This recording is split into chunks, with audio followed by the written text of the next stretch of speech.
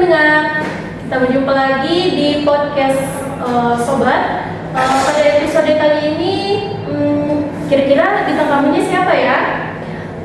Dan tentunya pada episode kali ini kita akan membahas mengenai faktor-faktor yang mempengaruhi perkembangan demokrasi.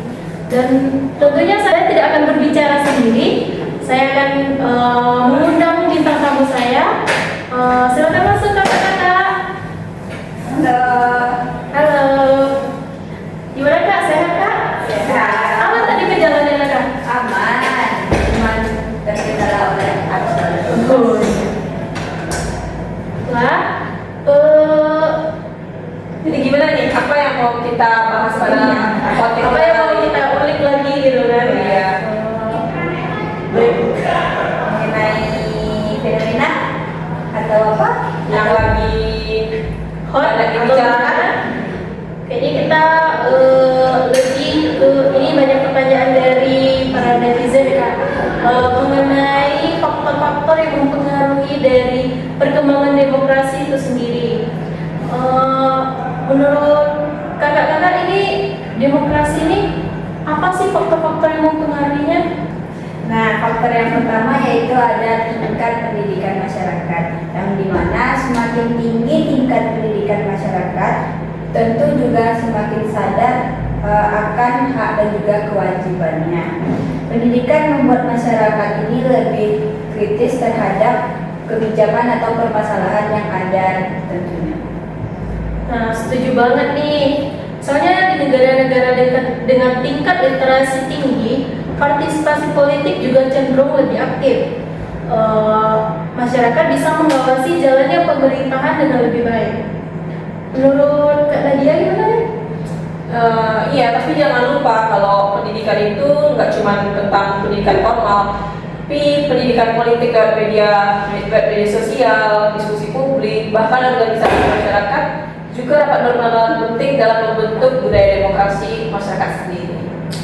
Kira-kira apa cuma satu aja faktornya Kak? Tentu ada beberapa faktor lainnya. Apa tuh, Kak? Faktor yang kedua ini yaitu faktor ekonomi, yang dimana demokrasi ini biasanya berkembang stabil kalau kondisi ekonominya itu meningkat atau lebih baik, yang dimana masyarakat itu lebih relatif baik.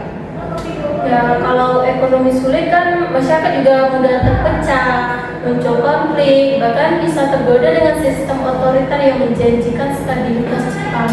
Nah, makanya pembangunan ekonomi jadi salah satu kunci supaya demokrasi bisa berjalan beriringan dengan kesejahteraan rakyat. Nah, faktor yang ketiga ini nggak kalah menarik, yang dimana faktor yang ketiga ini adalah budaya politik dan juga nilai-nilai masyarakat.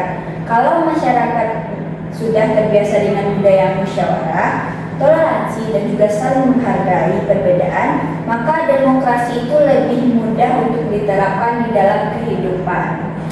Nah, ya betul tuh, contohnya saja di Indonesia. Kita punya nilai gotong royong dan musyawarah mufakat. Nilai-nilai ini mendukung praktik demokrasi meskipun dalam praktiknya kadang ada tantangan. Iya, karena tanpa budaya yang mendukung, demokrasi bisa jadi formalitas saja. Ada pemilu, tapi masyarakatnya masih sangat pasif atau adaptif. Nah, berikut ini faktor apa sih, Kak? Ya, itu ada faktor keempat, yaitu media massa dan teknologi informasi. Apa sih Kak itu? Wah, ini sangat penting sekali kita bahas nih, Kak. Media biasanya lebih menyebarkan informasi antara pemerintah dan juga rakyat. Apalagi sekarang ini ada media sosial. Semua orang biasanya menyuarakan aspirasinya atau pendapatnya melalui media sosial tentunya. Tapi tentunya dalam kita menyuarakan pendapat atau aspirasi kita harus berhati-hati juga ya. Kalau medianya tidak independen atau malah penuh dengan hoax, justru bisa merusak kualitas demokrasi itu sendiri. Jadi literasi digital masyarakat juga harus diperkuat. Lalu faktor kelima ada apa nih Kak? Lalu faktor kelima ada lembaga negara dan juga hukum, yang dimana demokrasi ini bisa berjalan lebih baik Kalau penegak hukumnya itu lebih adil tentunya, lembaga negaranya juga independen, dan juga tidak ada penyalahgunaan kekuasaan. Kalau kata masyarakat ya Kak, kalau hukum tajam ke bawah tapi tumpul ke atas kan demokrasi bisa rapuh. Masyarakat bisa kehilangan kepercayaan pada sistem. Betul. Jadi supremasi hukum dan institusi yang kuat itu ibarat fondasi rumah demokrasi. Kalau fondasinya saja sudah goyah, bangunannya juga tentu gampang runtuh. Nah, dan yang terakhir ini tentu nggak kalah nih, faktor eksternal, yang dimana faktor eksternal ini juga berpengaruh, misalnya globalisasi, hubungan internasional, dan juga tekanan dari luar. Ya, banyak banget nih negara berkembang yang mendorong menerapkan demokrasi karena terpengaruh negara maju atau tuntutan dari organisasi internasional. Selain itu, arus informasi global membuat masyarakat bisa membandingkan sistem politik di negaranya dan juga di negara lain. Sehingga perbandingan ini akan memicu tuntutan demokrasi di negara tersebut.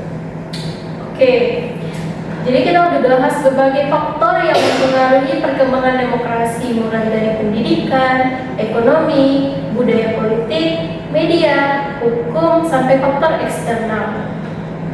Intinya, demokrasi bukan hanya soal memilih pemimpin, tetapi ada banyak aspek yang harus diperhatikan supaya sistem ini bisa berjalan dengan baik. Tentunya semoga obrolan kita hari ini bisa menambah wawasan teman-teman semua dan juga kita sendiri agar kita lebih kritis, aktif, dan peduli terhadap lingkungan sosial politik kita di negara ini. Baik, sekian podcast pada hari ini. Terima kasih kakak-kakak semuanya. Dan terima kasih kepada para penonton yang sudah mendengarkan. Sampai ketemu di episode podcast Sobat selanjutnya.